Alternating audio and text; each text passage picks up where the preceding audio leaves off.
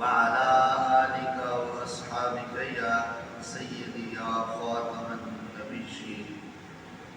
مولاي صل وسلم دائما أبدا على حبيبك خير الخلق كلهم هو الحبيب الذي ترجى شفاعته لكل هول من الأهوال مقتحم يا رب بالمصطفى بلغ مقاصدنا واغفر لنا ما مضى یا واسع الکرم۔ سورہ النساء سے 2 آیات بینات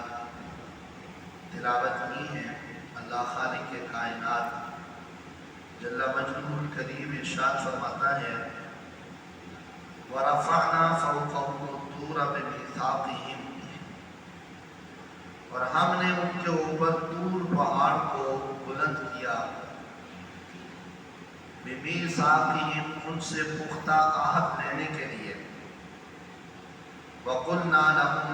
اور ہم نے ان سے کہا ادخلوا الباب سجدا، اس دروازے سے گزر جاؤ سجدہ کرتے ہوئے، وَقُلْنَا لَهُمْ لَا تَعْدُوا فِي السَّبْتِ، اور ہم نے ان سے کہا کہ تم ہفتے کے دن میں حد سے تجاوز نہ کرنا، وَأَخَذْنَا مِنْهُمْ مِيثَاقًا غَلِيظًا، اور ہم نے ان سے ایک پختہ عہد لیا، بس ان کے اس عہد کو توڑنے کے سبب وَكُفْرِهِمْ بِآيَاتِ اللَّهِ، اور اللہ تعالیٰ کی آیات کا انکار کرنے کے سبب وَقَتْلِهِمُ الْأَنْبِيَاءَ بِغَيْرِ حَقٍّ، اور انبیاء کو ناحق شہید کرنے کی وجہ سے وَقَوْلِهِمْ قُلُوبُنَا غُلْفٌ، اور ان کی یہ بات کہنے کی وجہ سے کہ ہمارے دلوں پر پردے ہیں، بَلْ طَبَعَ اللَّهُ عَلَيْهَا بِكُفْرِهِمْ، بلکہ اللہ تعالیٰ نے ان کے اوپر کفر کی مہر مسلط کر دی، فَلَا يُؤْمِنُونَ إِلَّا قَلِيلًا، تو بس ان میں سے سوائے تھوڑے کے وہ ایمان نہیں لائیں گے۔ حضرت موسیٰ علیہ نبینا علیہ السلام کی قوم جو کہ مطالبات میں حضرت موسیٰ علیہ السلام سے عجیب تر مطالبات کیا کرتے، اور جب اللہ کے نبی کا کوئی فرمان ہوتا اور اللہ کا کوئی حکم ہوتا تو اس میں ہیلے بانے تلاش کرتے۔ جب تورات کے احکام اور تورات لے کر حضرت موسیٰ علیہ نبینا علیہ السلام اپنی قوم بنی اسرائیل کے پاس آئے تو فرمایا یہ میں تمہارے لیے اللہ تعالیٰ کی احکام کی ایک کتاب لے کر آیا ہوں۔ انہوں نے کہا پڑھ کر سنائیے۔ آپ نے پڑھ کر سنایا تو ساری کی ساری قوم پر کبرت علیہم، یہ بات بڑی گراں گزری اور نہایت ان کے اوپر دشواری کی کیفیات طاری ہو گئی۔ انہوں نے کہا یہ اتنی مشکل کتاب ہے اور اس کے اندر اتنے مشکل احکام ہیں، تو اے اللہ کے نبی موسیٰ علیہ السلام ان احکام کو کون پورا کرے گا؟ آپ نے فرمایا تم پورا کرو گے۔ فَأَبَوْا قُبُولِهِمَا، انہوں نے اس کتاب کو تورات کو لینے سے اور اس کے احکام ماننے سے انکار کر دیا۔ کہا اتنے مشکل مسائل ہم سے نہیں حل ہوتے اور اتنے مشکل احکامات پر عمل کرنا ہمارے لیے جو ہے وہ بہت مشکل ہے، یہ نہیں ہم کر سکتے۔ ایسی ہر درم قوم اور ایسی ضدی قوم کہ جب اللہ کے نبی کی بارگاہ میں مطالبات کرنے پر آئے تو کہہ رہے ہیں کہ ہم نے زمین کا کھانا نہیں کھانا، ہمارے لیے تو اللہ تعالیٰ کی طرف سے آسمان سے من و سلوہ اترنا چاہیے، اور جب جہاد کے لیے جائیں تو کہیں کہ دھوپ لگ رہی ہے ہمارے لیے سائے کا اہتمام ہونا چاہیے، تو من و سلوہ بھی اترے، اور جہاد کے لیے نکلتے ہوئے جب دھوپ لگے تو اللہ تعالیٰ ان کے نبی کی دعا کو قبول کرتے ہوئے ان کے لیے بادل کا سایہ بھی ساتھ ساتھ بھیج دیتا، اور جب پیاس لگی تو کہا اللہ کے نبی پانی کا اہتمام کریں، تو تو اللہ تبارک و تعالیٰ نے حضرت موسیٰ علیہ السلام سے فرمایا کہ اضرب بعصاک الحجر فانفجرت منہ اثنتا عشرۃ عینا، کہ آپ زیادہ پریشان ہونے کی ضرورت نہیں، صرف اپنا عصا پتھر پر ماریے۔ عصا پتھر پر مارا تو نہ صرف ایک چشمہ بلکہ پانی کے 12 چشمہ جاری ہو گئے۔ پینے کے لیے ہر قوم اور ہر قبیلے کے لیے، ہر ایک گروہ کے لیے علیحدہ علیحدہ چشمہ، وہ بھی ایک چشمہ نہیں، 12 چشمے ایک ضرب سے جاری ہو گئے، کیونکہ قبیلے 12 تھے تاکہ انہیں پانی پیتے ہوئے دشواری نہ ہو۔ 12 قبیلوں کے لیے 12 چشموں کا اہتمام، اتنے ناز اور انداز اور نخروں والی قوم کہ جب بھی مطالبہ کریں تو اتنا بڑا اہتمام ہو، اور جب کہیں کہ میں تمہارے لیے اللہ تعالیٰ کی طرف سے تورات لے کر آیا ہوں اور اللہ کے احکام لے کر آیا ہوں، اس پر تم نے عمل کرنا ہے، کہتے ہیں نا ہم نہیں یہ کام کر سکتے۔ جب جہاد کی باری آئے تو کہیں فَاذْهَبْ أَنْتَ وَرَبُّكَ فَقَاتِلَا، اے اللہ کے نبی ہم نہیں جہاد کر سکتے، جہاد کرنا ہے تو آپ جائیں اور آپ کا رب جا کر جہاد کریں۔ اتنی جو ہے وہ ہر درم قوم، اور پھر جب اللہ تعالیٰ کے نبی علیہ السلام نے حضرت موسیٰ علیہ السلام نے کہا اب تو یہ اللہ کی کتاب ہے اور اس کے اوپر تو عمل کرنا پڑے گا، ہم نہیں انکار کر سکتے۔ پھر اللہ تبارک و تعالیٰ نے ایسی ضدی قوم پر پھر ایسا عذاب مسلط کیا کہ پورے کے پورے طور پہاڑ کو حضرت جبریل علیہ السلام کو اللہ تعالیٰ نے حکم دیا کہ اس پورے طور پہاڑ کو اٹھائیں اور اٹھا کر اس قوم کے اوپر بلند کر دیں۔ پورے کا پورا طور پہاڑ حضرت جبریل علیہ السلام نے زمین سے اٹھایا تو فَظَلَّلَهُ عَلَيْهِمْ، اتنا بلند کیا کہ جیسے آسمان کا سایہ ہوتا ہے، پورے کا پورا طور پہاڑ زمین سے آسمان کی طرح ان کے اوپر بلند ہو گیا۔ اللہ تبارک و تعالیٰ نے ان سے فرمایا کہ اب فی الفور یہ تمام احکام مانو، کہ پہلا تم سے یہ عہد میں لینا چاہتا ہوں کہ تم نے اریحا بستی میں یا اس قبہ میں داخل ہونا ہے جس میں حضرت موسیٰ علیہ السلام عبادت کیا کرتے تھے، جس کی طرف منہ کر کے عبادت کیا کرتے تھے، تم نے اس میں داخل ہونا ہے یا اریحا بستی میں داخل ہونا ہے اور سجدہ کرتے ہوئے داخل ہونا ہے۔ اور دوسرا عہد تم سے یہ لے رہا ہوں کہ تم نے ہفتے کے دن میں شکار نہیں کرنا، مچھلیوں کا شکار تم نے ہفتے کے دن میں نہیں کرنا۔ اور ہم نے تم سے یہ پختہ عہد لیا، طور پہاڑ کو اللہ تعالیٰ نے بلند کر کے ان سے کہا کہ یا مانو یا دیکھو اوپر طور پہاڑ تمہارے اوپر آیا۔ تو جب سجدے میں گر گئے طور پہاڑ کو دیکھ کر کہ یہ تو واقعتاً اللہ کا عذاب ہے اور یہ ہمارے اوپر گرا تو ہمارا بچنا کچھ نہیں ہے، سجدے میں گر گئے۔ لیکن کیسی بدبخت قوم تھی کہ سجدہ کرتے ہوئے جس دروازے سے اللہ تعالیٰ نے ان کو فرمایا تھا کہ سجدہ کر کے پھر اس دروازے کے اندر سے داخل ہو جانا ہے، تو ایسی ہڈ گرم قوم تھی کہ جھکنے سے اتنا اعتراض کرتے تھے، کہتے تھے کہ ہم نے صرف بتوں کے آگے جھکنا ہے اور بچڑے کی پوجا کرنی ہے۔ جس دروازے سے داخل ہونے کا حکم دیا گیا تو پہلے اپنا پاؤں داخل کرتے اور پھر بعد میں خود داخل ہوتے کہ کہیں ہمیں جھکنا نہ پڑ جائے۔ اور اللہ رب الجلال نے پہلے سپارے کے اندر ان سے فرمایا تھا کہ ادخلوا الباب سجدا وقولوا حطۃ نغفر لکم، اس دروازے سے داخل ہو جاؤ اور یہ کہو کہ اے اللہ ہمیں معاف کر دے یا اللہ ہمیں معافی دے دے۔ لیکن وہ بدبخت جب دروازے سے داخل ہوتے تو کہتے ہیں وقولوا حنطۃ، یا اللہ ہمیں گندم دے، ہمیں گندم چاہیے۔ تو وہ حطۃ کے بجائے، معافی مانگنے کے بجائے اور گندم کا مطالبہ کرتے ہیں۔ اللہ رب الجلال نے پھر ایسی قوم کو پھر بگڑوں کے لیے پھر ایسا ہی کام کرنا پڑتا ہے۔ اللہ رب الجلال نے طور پہاڑ کو اٹھا کر پھر ان سے پختہ عہد لیا، بتاؤ اب تورات کو لو گے یا نہیں، یہ بتاؤ کہ ہفتے کے دن شکار کرنے سے باز آؤ گے یا نہیں، اور یہ بتاؤ کہ اس بستی میں سجدہ کرتے ہوئے داخل ہو جاؤ گے یا نہیں۔ جب طور پہاڑ کو اپنے اوپر بلند دیکھا تو سب کچھ مان گئے، اس لیے کہ بگڑی ہوئی قوم کے لیے سوائے جو ہے وہ شدت کے اور سوائے ڈنڈے کے کچھ نہیں ہے۔ اور ان میں سے بعض جو ہے وہ سجدے کے اندر گرے اور سجدہ کرتے ہوئے پھر سجدے کی حالت میں یہ سر اٹھا کر اوپر کی طرف دیکھتے تھے کہ کہیں دور پہاڑ اوپر ہی ہے یا چلا گیا. اللہ تبارک و تعالیٰ نے اس وقت تک ان پر بلند رکھا جب تک کہ پختہ عہد نہیں کر لیا. جب پختہ عہد لے لیا تو پھر پہاڑ تو نیچے آ گیا. اللہ تعالیٰ نے انہیں عذاب سے نجات دے دی. لیکن اس کے بعد فَبِمَا نَقْضِهِمْ مِيثَاقَهُمْ وَكُفْرِهِمْ بِآيَاتِ اللَّهِ پھر انہوں نے اللہ تعالیٰ کی آیات کا انکار کر دیا اور اس پختہ عہد کو جو اللہ تعالیٰ نے ان سے لیا تھا اس کو بھی توڑ دیا. پھر جب ہفتے کے دن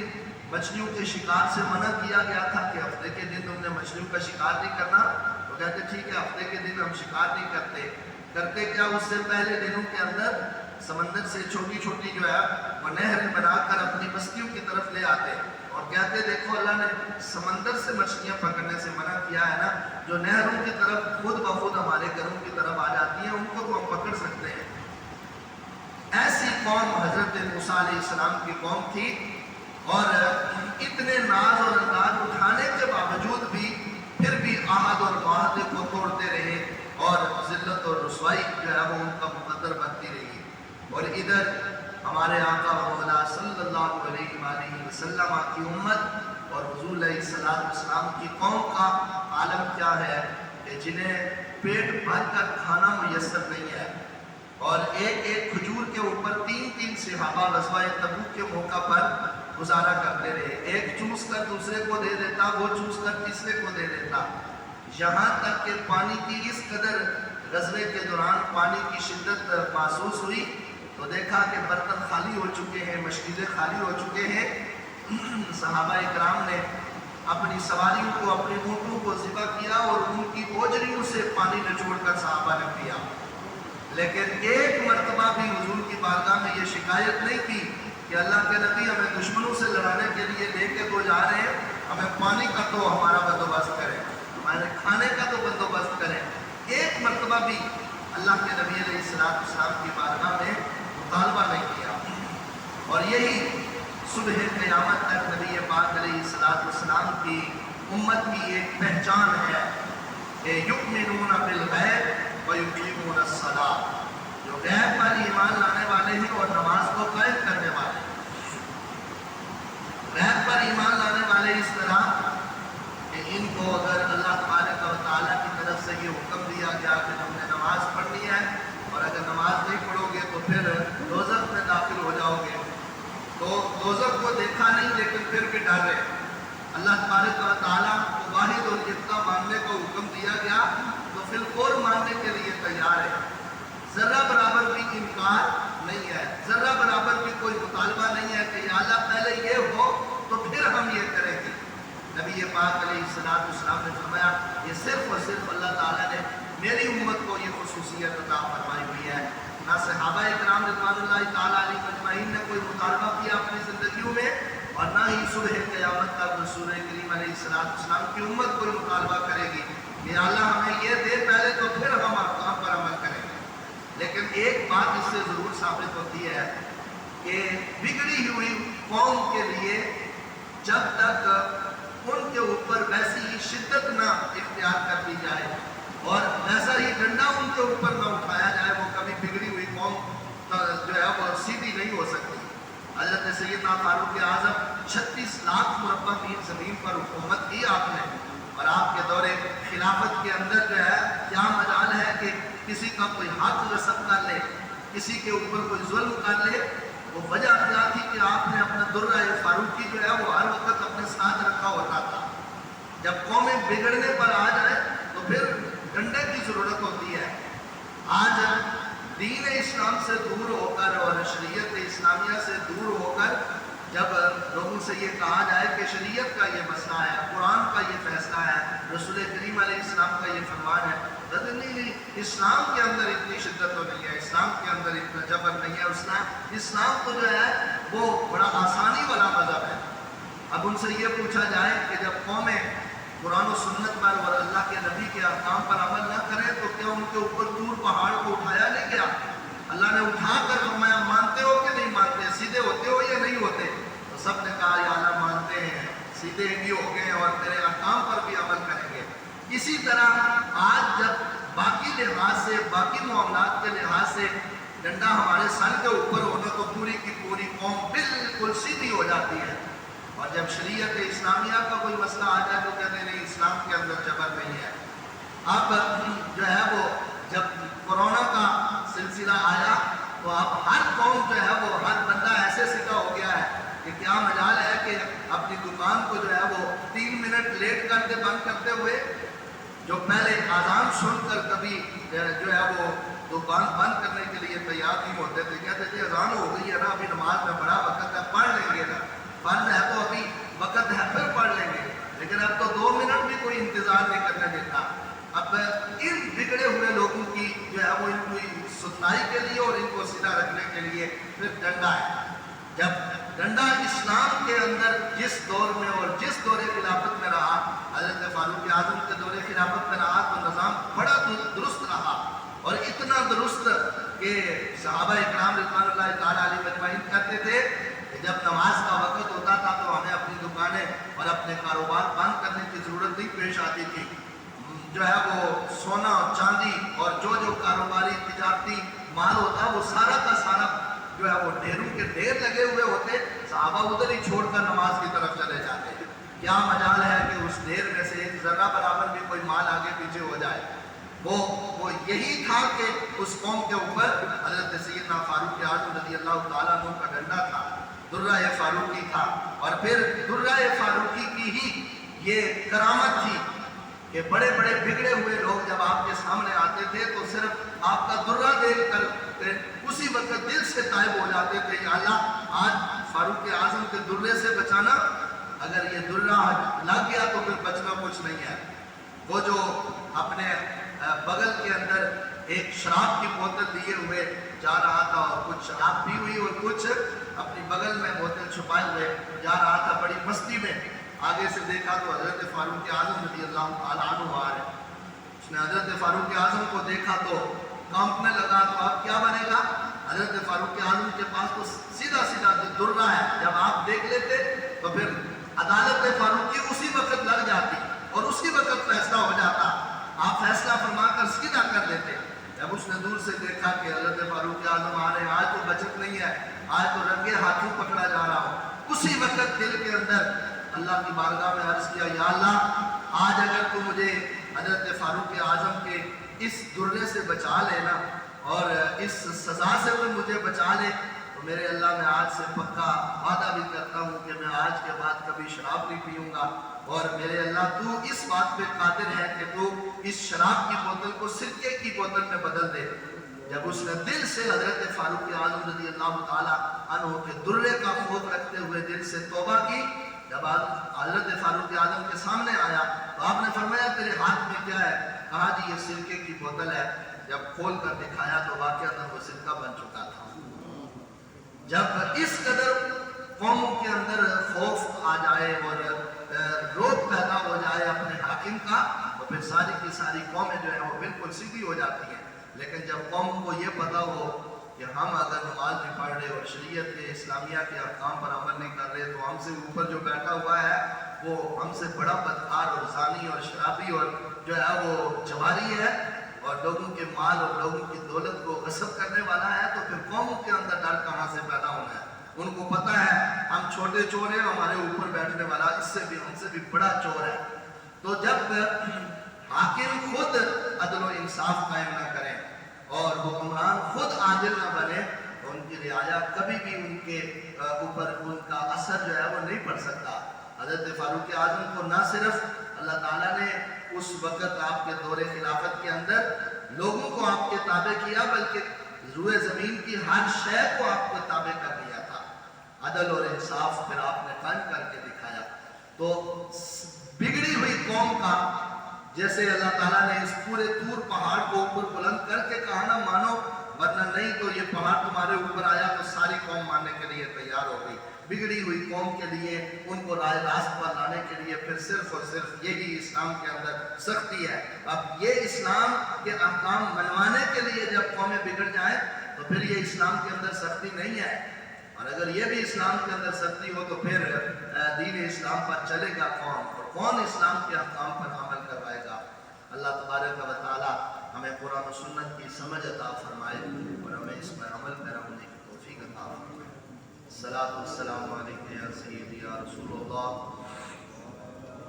وعلی آلک و اصحابک یا سیدی یا حبیب اللہ، والصلاۃ والسلام علیک یا سیدی یا نبی اللہ وعلی آلک و اصحابک یا سیدی یا نور اللہ، الصلاۃ والسلام علیک یا سیدی یا رحمۃ للعالمین وعلی آلک و اصحابک یا سیدی یا خاتم النبیین۔ بسم اللہ الرحمن الرحیم۔ اللہم صل علی سیدنا و مولانا محمد وعلی آل سیدنا و مولانا محمد و اصحابہ وبارک وسلم وصلی علیہ۔ اللہم ربنا آتنا فی الدنیا حسنة وفی الآخرة حسنة وقنا عذاب النار وادخلنا الجنة مع الابرار یا عزیز یا غفار یا رب العالمین۔ اللہم ارنا الحق حقا وارزقنا اتباعا، اللہم ارنا الباطل باطلا وارزقنا اجتنابا۔ یا الہ العالمین، ہم سب کی نماز فجر کو اپنی بارگاہ میں قبول فرما۔ یا اللہ ہمارے صغیرہ کبیرہ گناہوں کو معاف فرما، ہماری لغزشیں، خطائیں، گناہ، دین اسلام کے اندر سستیاں اور کاہلیاں اور شریعت اسلامیہ کے احکام پر عمل کرتے ہوئے جو سستیاں اور کاہلیاں ہم سے ہوتی ہیں، اللہ ہمیں معاف فرما۔ نبی پاک علیہ السلام کے دامن کرم کا صدقہ اے اللہ ہمیں دین اسلام پر استقامت عطا فرما، اے اللہ ہمیں قرآن و سنت کی سمجھ عطا فرما، قرآن و سنت کو سمجھ کر ہمیں اس پر عمل پیرا ہو کر دنیا آخرت کی کامیابیاں اور کامرانیاں نصیب فرما، ذلت اور رسوائی سے محفوظ فرما۔ اے اللہ اپنے محبوب علیہ السلام کے نالین کا صدقہ دنیا کے لالچ کے اندر آ کر، حرص اور طمع کے اندر آ کر میرے اللہ شریعت اسلامیہ کی روح گردانی سے ہمیں محفوظ فرما۔ نبی پاک علیہ السلام کے دامن کرم کا واسطہ یا اللہ جو قوم اور جو امت مسلمہ اس وقت قرآن و سنت سے دور ہوتی جا رہی ہے، میرے مولا اپنے محبوب علیہ السلام کے سینہ اطہر کا واسطہ، جس سینہ اطہر پر تو نے اپنے اس قرآن کو نازل کیا، امت مسلمہ کو رائے راست پر آنے کی توفیق عطا فرما۔ اے اللہ امت مسلمہ کو گمراہی سے محفوظ فرما، دلالت سے محفوظ فرما۔ اپنے پیارے محبوب علیہ السلام کے نالین کا صدقہ رزق حلال کا اہتمام کرنے کی توفیق عطا فرما، لقمہ حرام سے ہمیشہ کے لیے محفوظ فرما، رزق حلال کمانے، کھانے، کھلانے اور اپنی راہ میں خوب خرچ کرنے کی توفیق عطا فرما، اور جو تیری راہ میں خرچ کرتے ہیں اللہ ان کو اور مالا مال فرما۔ نبی علیہ السلام کے دامن کرم کا واسطہ یا اللہ تمام بیماریوں کو شفا عطا فرما،